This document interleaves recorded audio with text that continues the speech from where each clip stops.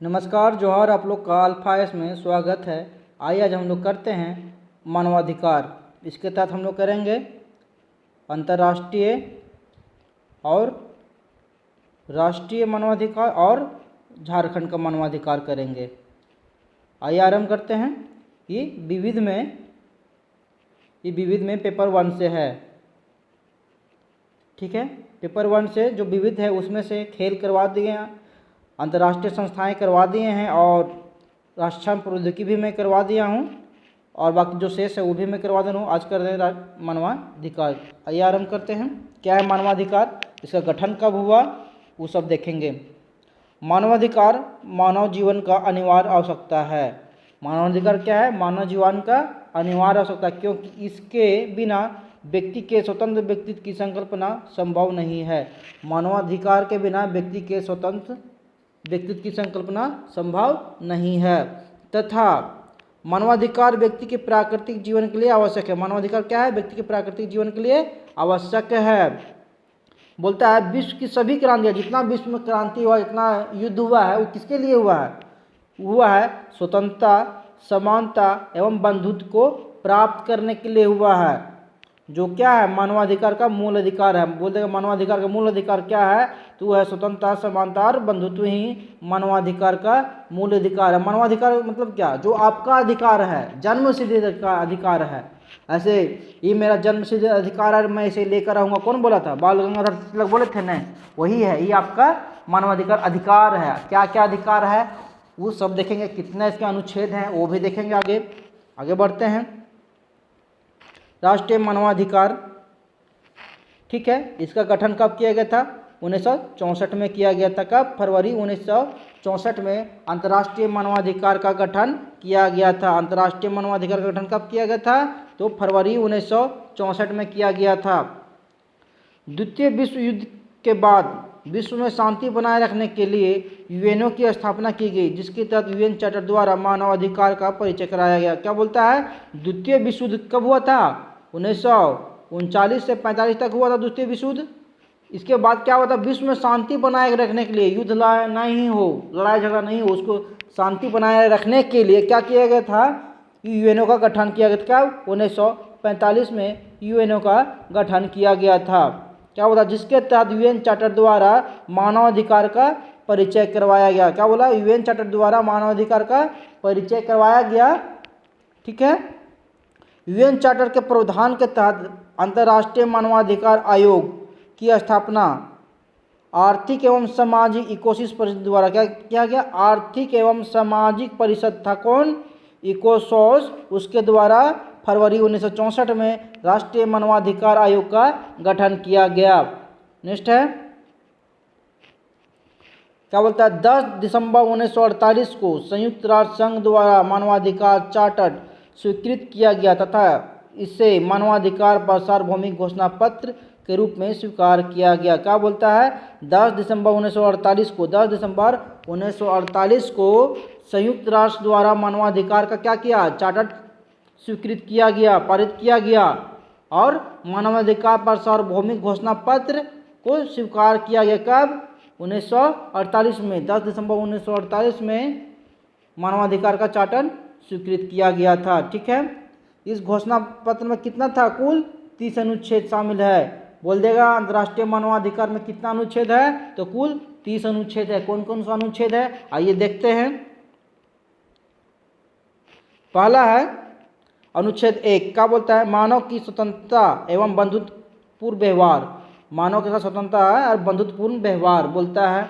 दूसरा बोलता है जाति, प्रजाति, रंग, लिंग, भाषा, धर्म, सामाजिक उत्पत्ति, निवास स्थान, राजनीतिक विचार के आधार पर आपके साथ भेदभाव नहीं होगा। अनुच्छेद 15, एक फिल्म आया था अभी कुछ दिन पहले, अनुच्छेद 15 भारतीय संविधान के अनुसार अनुच्छेद 15 में दिया हुआ, क्या दिया हुआ है उसमें? दिया हुआ है प्रजाति, जाति, रंग, लिंग, भाषा, धर्म, समाज उत्पत्ति, निवास स्थान के आधार पर आपके साथ क्या भेदभाव नहीं होगा। तो ये अनुच्छेद 15 पर एक फिल्म बना था जिसमें एक दलित लड़की की कहानी था जिसके साथ भेदभाव जमींदार लोग किया था। अब देख लीजिएगा, अनुच्छेद 15 समझ में आ जाएगा क्या है अनुच्छेद 15। अनुच्छेद 3 के तहत क्या बोलता है? प्रत्येक व्यक्ति के लिए जीवन, स्वाधीनता एवं सुरक्षा का अधिकार। ठीक है। नेक्स्ट है 4, दास प्रथा पर प्रतिबंध लगाया गया है। अनुच्छेद 4 के तहत दास प्रथा पर प्रतिबंध लगाया गया है। अनुच्छेद 5 बोलता है क्रूर तथा अमान्य दंड पर प्रतिषेध। क्रूर तथा अमान्य दंड पर प्रतिषेध तथा अपमानजनक व्यवहार से सुरक्षा, मतलब किसी भी सजा के रूप में आपको फांसी नहीं दिया जाएगा। बहुत सारे देशों ने फांसी की सजा को बंद कर दिया है, ठीक है। और बोल रहा है अपमानजनक व्यवहार से सुरक्षा, यानी कि आपके साथ कोई अपमानजनक व्यवहार नहीं कर सकता है तो क्या कर देगा, क्या होगा, अनुच्छेद 5 का हनन हो जाएगा, ठीक है। नेक्स्ट है अनुच्छेद 6, विधि का सम्मान संरक्षण, यानी कि विधि का सम्मान आपको संरक्षण प्राप्त होगा, यानी सभी व्यक्ति बिना भेदभाव के विधियों का संरचना प्राप्त करने का अधिकारी होगा। संरचना हो गया, संरक्षण प्राप्त करने का अधिकारी होगा। नेक्स्ट है 7 में क्या बोलता है, विधि के समक्ष समता, यानी सभी व्यक्ति विधि के अधीन होंगे, ठीक है। सभी व्यक्ति विधि के, यानी सभी के व्यक्ति जानते हैं ना, कानून का अधीन होता है, कानून से ऊपर कुछ नहीं होता है, ठीक है। तथा कोई भी व्यक्ति विधि से ऊपर नहीं होगा, यानी कोई भी व्यक्ति, प्रधानमंत्री हो, मुख्यमंत्री हो, कोई कानून से ऊपर नहीं है। लेकिन आजकल तो कानून से सभी ऊपर है, प्रधानमंत्री, मुख्यमंत्री, बोलिए कुछ हो बोलिए। मौलिक अधिकारों के प्रति न्यायिक संरक्षण का अधिकार, अनुच्छेद 8 बोलता है। अनुच्छेद 8 क्या बोलता है, मौलिक अधिकारों के प्रति न्यायिक संरक्षण पाने का अधिकार आपका है, ठीक है। अनुच्छेद 9 में क्या बोल रहा है, अनुच्छेद 9 बोलता है किसी भी व्यक्ति का विधि के विरुद्ध गिरफ्तारी अथवा निष्कासन पर प्रतिबंध, यानी कि आपको कानून के विरुद्ध आपके साथ गिरफ्तारी नहीं किया जा सकता, बिना केस किए हुए या बिना आपका वारंट लिए हुए आपको गिरफ्तार नहीं कर सकता है, ठीक है। क्या बोलता है, किसी भी महिला को, एक महिला पुलिस जब तक रहेगी तभी गिरफ्तार किया सकता, अगर महिला पुलिस नहीं है तब तक किसी महिला को गिरफ्तार नहीं किया जा सकता है, ठीक है। अनुच्छेद 10 क्या बोलता है, प्रत्येक व्यक्ति को न्यायालय से उपचार प्राप्त करने का अधिकार, यानी कि आप किसी भी सजा के लिए आपका सजा हुआ हो या होने वाला हो तो आप एक वकील कर सकते हैं अपना केस लड़ने के लिए, ठीक है।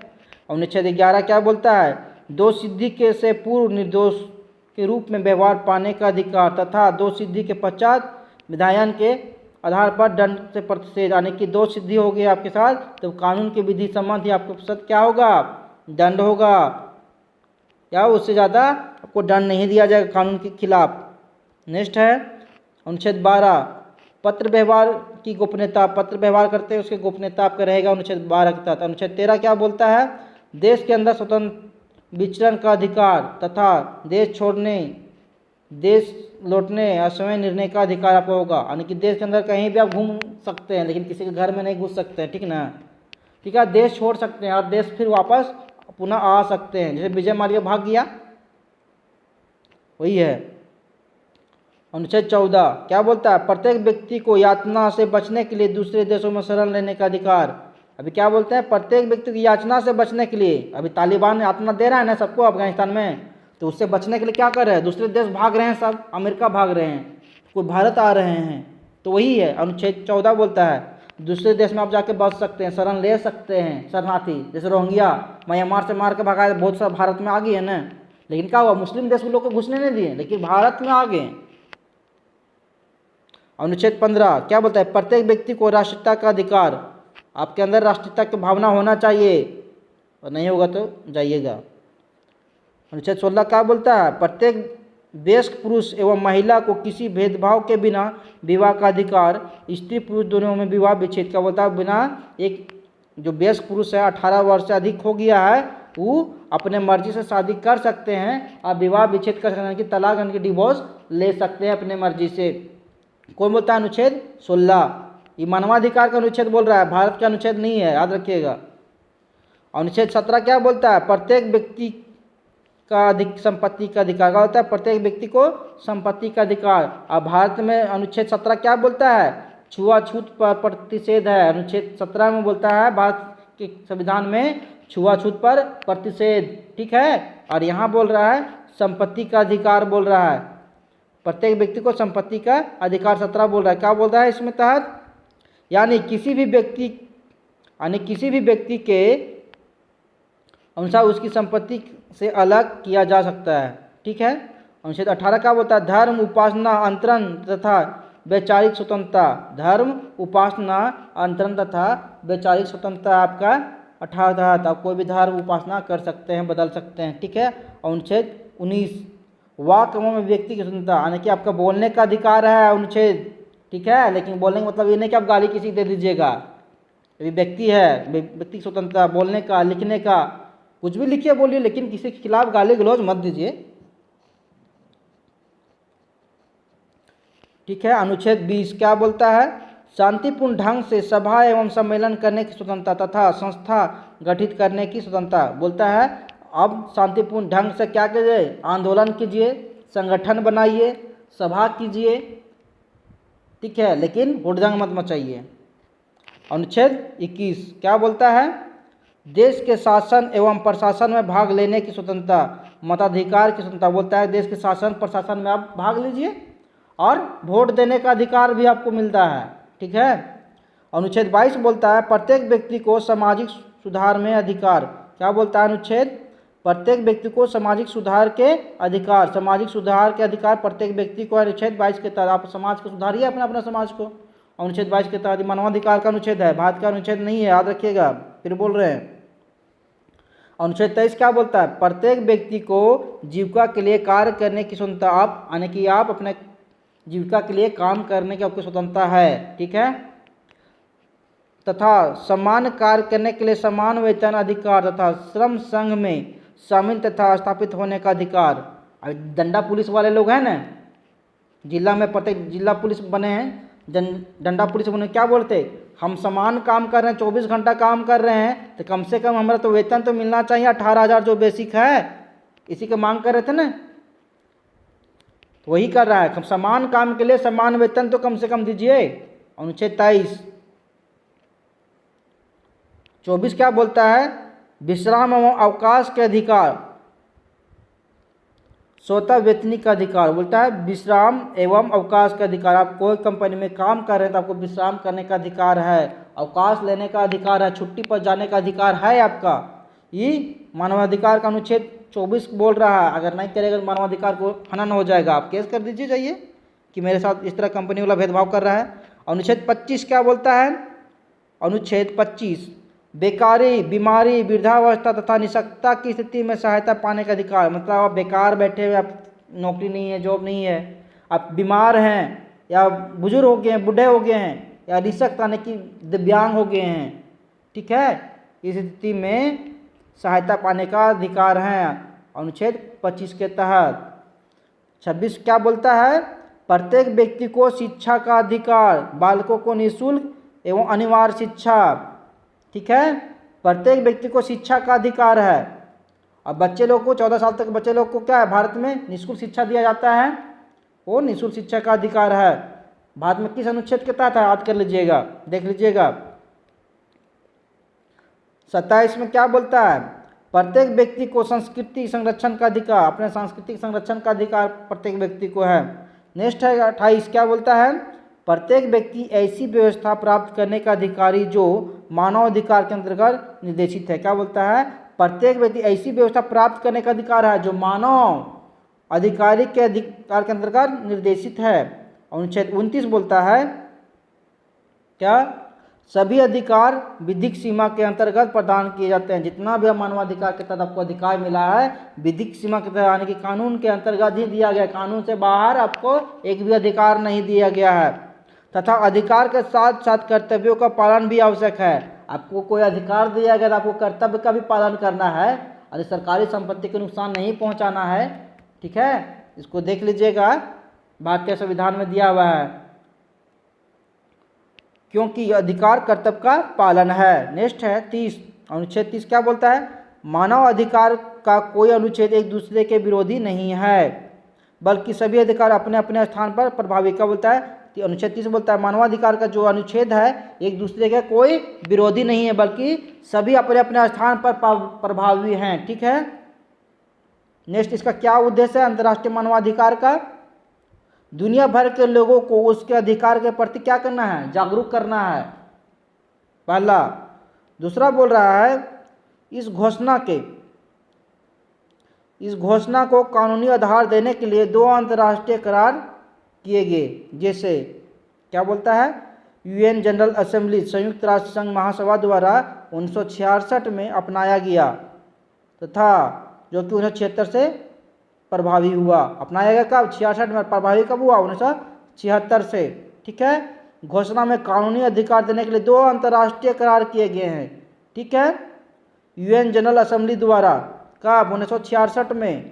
और लागू कब हुआ? 1976 से। ठीक है। कौन कौन सा था? नागरिक और राजनीतिक अधिकार, दूसरा आर्थिक सामाजिक और सांस्कृतिक अधिकार। ठीक है। पहला है नागरिक और राजनीतिक अधिकार, दूसरा है आर्थिक सामाजिक और सांस्कृतिक अधिकार। नेक्स्ट है इन दोनों अधिकारों को पहली पीढ़ी, कौन सा अधिकार को? ये जो बोल रहे हैं नागरिक और राजनीतिक अधिकार और आर्थिक और सामाजिक अधिकार, इसको क्या बोलता है? पहली पीढ़ी और दूसरी पीढ़ी। इसको पहली पीढ़ी और इसको दूसरी पीढ़ी बोलता है। पहली पीढ़ी किसको? नागरिक और राजनीतिक अधिकार को पहली पीढ़ी, आर्थिक और सामाजिक और सांस्कृतिक अधिकार को दूसरी पीढ़ी कहा जाता है। तो तीसरी पीढ़ी भी कहा जाता है। तीसरी पीढ़ी किसे कहा जाता है? आत्मनिर्णय को, जो आप खुद का जो निर्णय लेते हैं उसको तीसरी पीढ़ी कहा जाता है। नेक्स्ट है स्वास्थ्य, पर्यावरण का अधिकार, प्राकृतिक संसाधनों का अधिकार। ये क्या है? सब तीसरी पीढ़ी के अंतर्गत है। चौथा पीढ़ी भी है डिजिटल अधिकार। आजकल जो डिजिटल शिक्षा हो गया वो क्या है? डिजिटल अधिकार कौन सा है? चौथी पीढ़ी का अधिकार है। नेक्स्ट है 20 दिसंबर 1993 को महासभा ने मानवाधिकार गतिविधियों के प्रति उत्तरदायित्वों को निश्चित करने के लिए मानवाधिकार उच्चायुक्त का पद बनाया था। ठीक है, सृजित किया था। क्या बोलता है? 20 दिसंबर 1993 को मानवाधिकार गतिविधियों के प्रति उत्तरदायित्व को निश्चित करने के लिए मानवाधिकार उच्चायुक्त का पद बनाया गया। क्या बोल देगा? मानवाधिकार उच्चायुक्त का पद कब बनाया गया था? 20 दिसंबर 1993 को बनाया गया था। नेक्स्ट है मानवाधिकार का उच्चायुक्त कौन है? भी मिशेल बाइलेट है। कहाँ है? कौन सा देश की है? ये चिली देश की है। ठीक है, मिशेल बाइलेट जो है वो चिली देश की है, चिली के रहने वाले हैं। वर्तमान उच्चायुक्त यही है। मानवाधिकार उच्चायुक्त कभी कौन है? मिशेल बाइलेट। मिशेल बाइलेट मानवाधिकार का, राष्ट्रीय मानवाधिकार का उच्चायुक्त है। नेक्स्ट है 15 मार्च 2006 में संयुक्त राष्ट्र मानवाधिकार आयोग के स्थान पर संयुक्त राष्ट्र मानवाधिकार परिषद की स्थापना किया गया। क्या बोलता है? 15 मार्च 2006 में संयुक्त राष्ट्र मानवाधिकार आयोग के स्थान पर क्या किया गया? संयुक्त राष्ट्र मानवाधिकार परिषद का स्थापना किया गया। ठीक है, इसका मुख्यालय कहाँ है? संयुक्त राष्ट्र मानवाधिकार का जेनेवा में है। सॉरी, संयुक्त राष्ट्र बोल रहे हैं। अंतर्राष्ट्रीय मानवाधिकार का जो मुख्यालय है वो कहाँ है? जेनेवा में है। कुछ अन्य बिंदु इसके तहत देखते हैं। मानवाधिकार 2020 का क्या थीम था? Stand up for human rights. पूछ देगा मानवाधिकार 2020 का थीम क्या था? इसका थीम था stand up for human rights था। नेक्स्ट बोलता है मानवाधिकार का प्रतीक चिन्ह 23 सितंबर 2011 को उद्घाटन किया गया। मानवाधिकार का जो प्रतीक चिन्ह था उसका उद्घाटन कब किया गया? उसको अपनाया कब किया गया? 23 सितंबर 2011 को अपनाया गया मानवाधिकार का प्रतीक चिन्ह को। ठीक है, वर्तमान में मानवाधिकार के अध्यक्ष कौन है? एलिजाबेथ फिशलबर्गर है। कौन है? एलिजाबेथ फिशलबर्गर। कहाँ की? ऑस्ट्रेलिया की है। ठीक है, वर्तमान में मानवाधिकार का अध्यक्ष जो है एलिजाबेथ है। कहाँ की है? ऑस्ट्रेलिया की है। उसके बाद पढ़ते हैं मानवाधिकार का महत्वपूर्ण सम्मेलन। मानवाधिकार का कितना महत्व सम्मेलन हुआ वो देख लेते हैं थोड़ा सा। पहला 1948 में हुआ, नरसंहार पर अपराध के लिए रोकथाम एवं सजा 1948 में। नस्ली भेदभाव के उन्मूलन पर सम्मेलन हुआ था 1965 में। महिलाओं पर भेदभाव के उन्मूलन पर हुआ था 1979 में। बाल अधिकार पर सम्मेलन हुआ था 1989 में। और दिव्यांग व्यक्तियों के अधिकार पर जो सम्मेलन हुआ 2006 में हुआ। दिव्यांग व्यक्ति, ठीक है, दिव्यांग व्यक्तियों के लिए जो अधिकार है उसका ये 2006 में। बाल अधिकार के लिए 1989 में। और महिला पर भेदभाव के उन्मूलन के लिए 1979 में, नस्ली भेदभाव के खिलाफ 1965 में और नरसंहार एवं अपराध के खिलाफ जो रोकथाम के लिए 1948 में किया गया था सम्मेलन। तो कितना सम्मेलन किया गया मानवाधिकार सम्मेलन? 5 सम्मेलन किया गया है मानवाधिकार पर। पहला सम्मेलन 1948 में हुआ, अन्य में देख लेते हैं, उसके बाद राष्ट्रीय मानवाधिकार करेंगे। कि बोलता है क्या,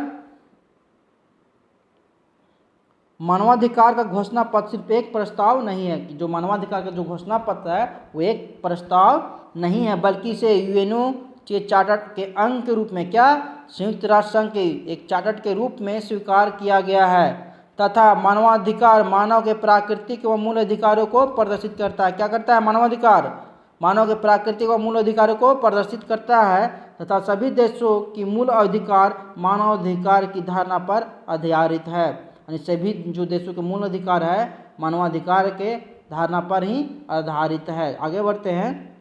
राष्ट्रीय मानवाधिकार, राष्ट्रीय मानवाधिकार का गठन कब हुआ, ठीक है, और कैसे हुआ, आगे देखते हैं। इसका गठन कब हुआ?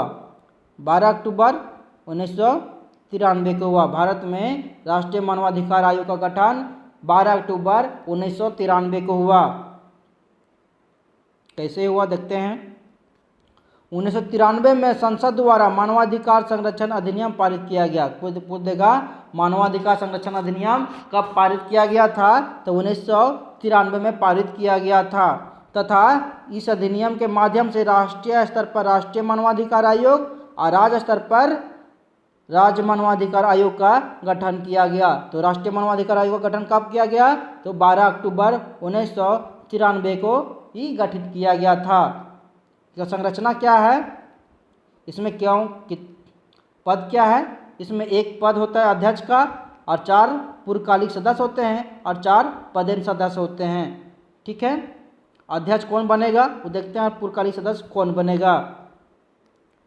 नेक्स्ट है, आयोग का अध्यक्ष उच्चतम न्यायालय के पूर्व न्यायाधीश में से चयनित किया जाता है, जबकि अन्य सदस्यों को निम्नलिखित योग्यता निर्धारित है। उच्चतम न्यायालय के पूर्व न्यायाधीश होना चाहिए, ठीक है। रिटायर्ड न्यायाधीश या मुख्य न्यायाधीश को भी हो सकते हैं, ठीक है। उसके बाद अन्य न्यायाधीश में क्या क्या है, जिसका अध्यक्ष जो बनेंगे तो सुप्रीम कोर्ट के रिटायर्ड जज ही बनेंगे, ठीक है। वो चीफ जस्टिस होंगे या कोई जस्टिस होंगे। नेक्स्ट बोलता है इसका जो अन्य न्यायाधीश है सदस्य जो है वो कौन कौन बनेंगे, कौन पात्र हों। एक सदस्य उच्चतम न्यायालय के न्यायाधीश के समक्ष हो, कार्यरत अथवा सेवानिवृत्त न्यायाधीश हो। बोलता है एक सदस्य जो है उच्चतम न्यायालय के न्यायाधीश के समक्ष हो या उच्चतम न्यायालय के सदस्य हो जो अभी काम कर रहा है या वो सेवानिवृत्त हो गया, रिटायर हो गया है, एक होगा। दूसरा बोल रहा है एक सदस्य जो उच्च न्यायालय के मुख्य न्यायाधीश के समकक्ष हो या कार्यरत हो या सेवानिवृत्त। बोलता है एक सदस्य जो है हाई कोर्ट के मुख्य न्यायाधीश चीफ जस्टिस के समकक्ष होना चाहिए, या कार्यरत हो चीफ जस्टिस हो या फिर सेवानिवृत्त हो, रिटायर हो गया हो वो चीफ जस्टिस वो होगा। दूसरा बोल रहा है दो सदस्य जो मानवाधिकार के क्षेत्र में प्रसिद्ध व्यक्ति हो, मानवाधिकार के क्षेत्र में वो प्रसिद्ध व्यक्ति हो, मानवाधिकार का समुचित ज्ञान अथवा अनुभव रखता हो। मानवाधिकार के उसके पास समुचित ज्ञान एवं अनुभव होगा, जिसके पास वो मानवाधिकार का सदस्य बनेगा, 2 ठीक है। तो देख लिए पहला क्या बोल रहा है, उच्चतम न्यायालय के न्यायाधीश के समक्ष हो, कार्यरत अथवा सेवानिवृत्त। एक सदस्य जो उच्च न्यायालय के मुख्य न्यायाधीश के समकक्ष हो, और 2 मानवाधिकार का क्या होना चाहिए, ज्ञान होना चाहिए, प्रसिद्ध व्यक्ति होना चाहिए। और जो अध्यक्ष होगा वो चीफ जस्टिस होंगे, रिटायर्ड चीफ जस्टिस होंगे सुप्रीम कोर्ट के। नेक्स्ट है आयोग के 4 पदेन सदस्य निम्नलिखित में से होंगे। और जो पदेन सदस्य होंगे आयोग के कौन कौन पदेन सदस्य के रूप में होंगे। पहला एक सदस्य राष्ट्रीय अनुसूचित जाति SC के आयोग के, एक होंगे राष्ट्रीय अनुसूचित जाति के अध्यक्ष, एक होंगे राष्ट्रीय अल्पसंख्यक आयोग के अध्यक्ष, एक होंगे राष्ट्रीय महिला आयोग के अध्यक्ष। तो इसमें पदेन सदस्य कौन कौन होंगे, 4 ST आयोग के अध्यक्ष, SC आयोग के अध्यक्ष और अल्पसंख्यक आयोग के अध्यक्ष और महिला आयोग के अध्यक्ष, 4 पदेन सदस्य हो गए। नेक्स्ट है अध्यक्ष एवं पूर्णकालिक सदस्य की नियुक्ति राष्ट्रपति द्वारा की जाती है, लेकिन उनकी नियुक्ति एक उच्च स्तरीय नियुक्ति समिति की अनुशंसा पर की जाती है। क्या बोलता है, जितना अध्यक्ष हैं मानवाधिकार आयोग के, राष्ट्रीय मानवाधिकार के, और उसके सदस्य जो हैं उसका नियुक्ति कौन करेगा, तो राष्ट्रपति द्वारा किया जाता है इनकी नियुक्ति, और बर्खास्तगी भी राष्ट्रपति द्वारा ही किया जाता है। लेकिन जो इनका नियुक्ति होगा वो कैसे होगा, एक उच्च स्तरीय नियुक्ति समिति के माध्यम से चुना जाएगा कि कौन राष्ट्रीय मानवाधिकार का अध्यक्ष किसे बनावे और सदस्य किसको बनावे, वो एक उच्च स्तरीय समिति के द्वारा किया जाएगा, अनुशंसा के आधार पर किया जाएगा। यही समिति में कौन कौन है, नियुक्ति समिति में देखते हैं। नियुक्ति समिति में प्रधानमंत्री होंगे, वो प्रधानमंत्री क्या होंगे, नियुक्ति समिति के अध्यक्ष होंगे। केंद्रीय गृह मंत्री, अभी गृह मंत्री कौन है, अमित शाह। लोकसभा अध्यक्ष होंगे ओम बिरला, राज्यसभा के उपसभापति होंगे। उसके बाद विपक्ष के नेता होंगे, लोकसभा में जो विपक्ष के नेता है वो, या सबसे बड़ा विपक्षी दल का नेता, ठीक है। अभी विपक्ष का नेता कोई नहीं है, वो सबसे बड़ा विपक्षी दल के नेता हैं, ठीक है। नहीं तो राज्यसभा के विपक्ष के नेता या सबसे बड़ा विपक्षी दल का नेता, क्योंकि विपक्षी दल के नेता होने के लिए कितना चाहिए था, वो इस बार कांग्रेस के पास नहीं था, तो क्या बोल दिया, लगा दिया गया ऑप्शन, सबसे बड़ा विपक्षी दल का जो पार्टी होगा उसी को देंगे इसमें जगह। चलिए आगे बढ़ते, विपक्षी कार्यकाल इनका क्या होगा, कार्यकाल देखते हैं। कार्यकाल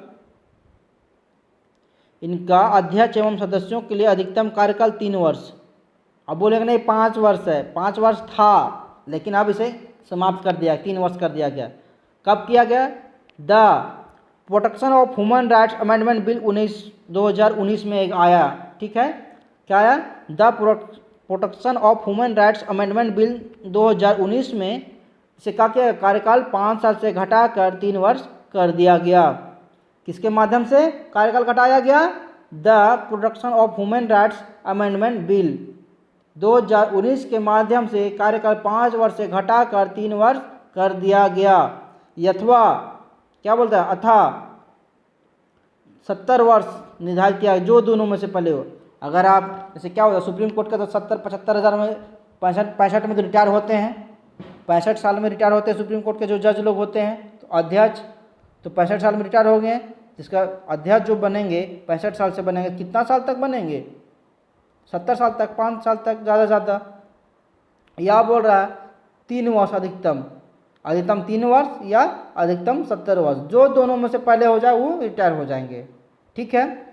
ये अपने कार्यकाल के दौरान राष्ट्रपति को संबोधित कर त्याग पद देकर अपने पद मुक्त हो सकते हैं। उसके बाद इनका एक तो माध्यम ये हो गया रिटायर करने का, दूसरा अगर ये चाहते हैं कि हम अपना कार्यकाल बिना पूरा किए हुए त्याग पद देकर हम शांति से घर में बैठ के रहें, तो क्या करेंगे, राष्ट्रपति को संबोधित करेंगे त्याग पद देके और पद मुक्त हो जाएंगे। दूसरा, अगर सुप्रीम कोर्ट बोल देगा राष्ट्रपति को कि इन्हें बर्खास्त कर दिया जाए तो बर्खास्त कर दिया जाएगा। क्या बोलता है, उच्चतम न्यायालय यानी कि सुप्रीम कोर्ट के प्रतिवेदन के आधार पर इन्हें राष्ट्रपति द्वारा बर्खास्त किया जा सकता है। किसके द्वारा, तो राष्ट्रपति द्वारा इन्हें बर्खास्त किया जा सकता है। दूसरा, अपने त्याग पद दे देंगे या इनका कार्यकाल 3 वर्ष पूरा हो जाएगा या 75 वर्ष जो हो जाए कि इनका कार्यकाल समाप्त हो जाएगा।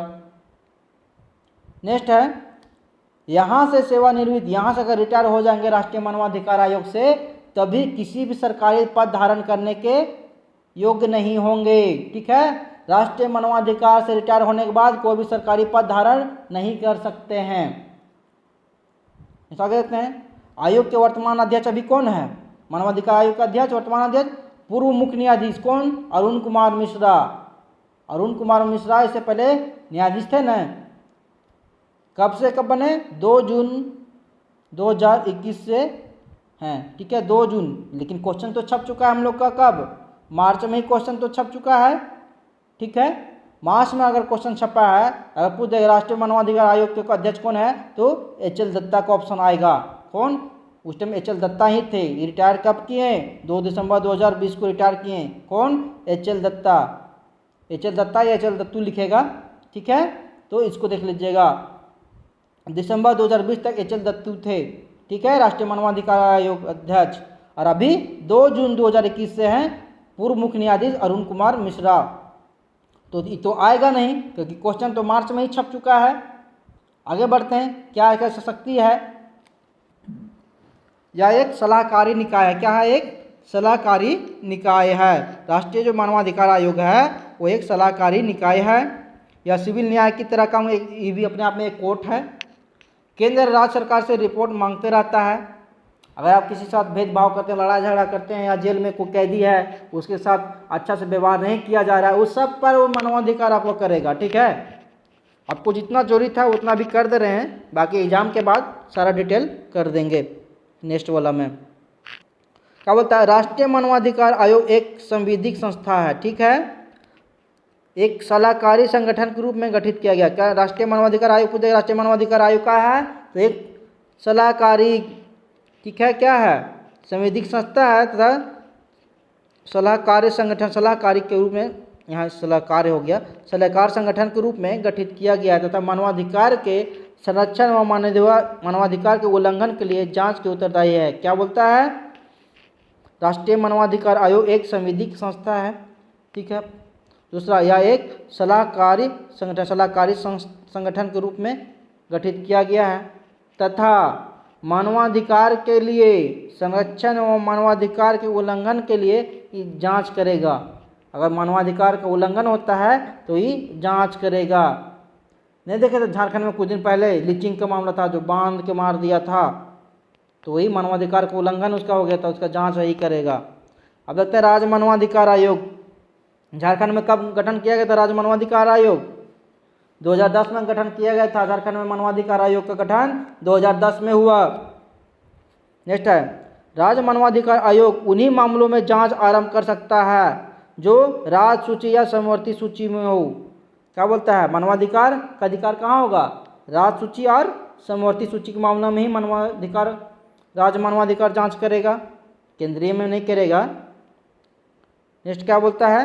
यदि किसी मामले की जांच राष्ट्रीय मानवाधिकार आयोग अथवा अन्य विधि निकाय द्वारा किया जा रहा है तो उस स्थिति में राज्य मानवाधिकार आयोग जांच का अधिकार प्राप्त नहीं होगा। बोलता है अगर किसी मामले में, जैसे झारखंड में लीचिंग हुआ था, तो उसका जांच अगर राष्ट्रीय मानवाधिकार आयोग कर रहा है तो वहाँ पर राज्य मानवाधिकार आयोग जांच का पात्र नहीं होगा। ठीक है, आयोग की संरचना देखते हैं, इसमें कौन कितना पद होगा आयोग में। वर्तमान प्रावधानों के अनुसार राज्य मानवाधिकार आयोग में एक अध्यक्ष होंगे और 2 सदस्य होंगे। झारखंड में मानवाधिकार आयोग जो है उसमें एक अध्यक्ष और 2 सदस्य हैं। अभी पहले बोले नहीं हम तो 4 पढ़े हैं, 4 पढ़े थे लेकिन 6 से बदल गया। ठीक है, आरंभ में आयोग में कितना सदस्य थे? 4 सदस्य थे। ठीक है, लेकिन 2006 में संशोधन किया गया और हम सदस्य संख्या 4 से घटाकर 2 कर दिया गया। पहले 4 था आयोग में 2000, ठीक है, लेकिन इसको घटाकर 2006 में 4 से 2 कर दिया गया।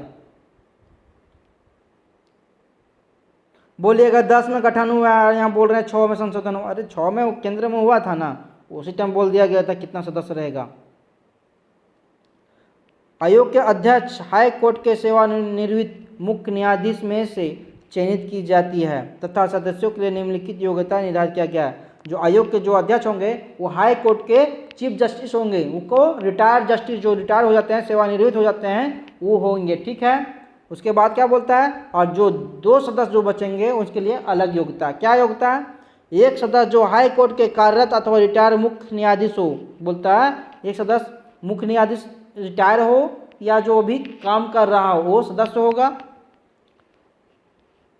और एक सदस्य जो जिला न्यायाधीश हो, क्या डिस्ट्रिक्ट कोर्ट का जज हो, लेकिन न्यूनतम उसका क्या 7 वर्ष तक अनुभव होना चाहिए। ठीक है, तथा ऐसे सदस्य जिन्हें मानवाधिकार के क्षेत्र में उचित ज्ञान और अनुभव प्राप्त हो। अगर ये जिला का जज अगर नहीं होंगे तो ऐसा को मानवाधिकार के सदस्य, ऐसा को सदस्य जो उचित ज्ञान मानवाधिकार के रूप में और अनुभव रखता हो उसे किया जाएगा।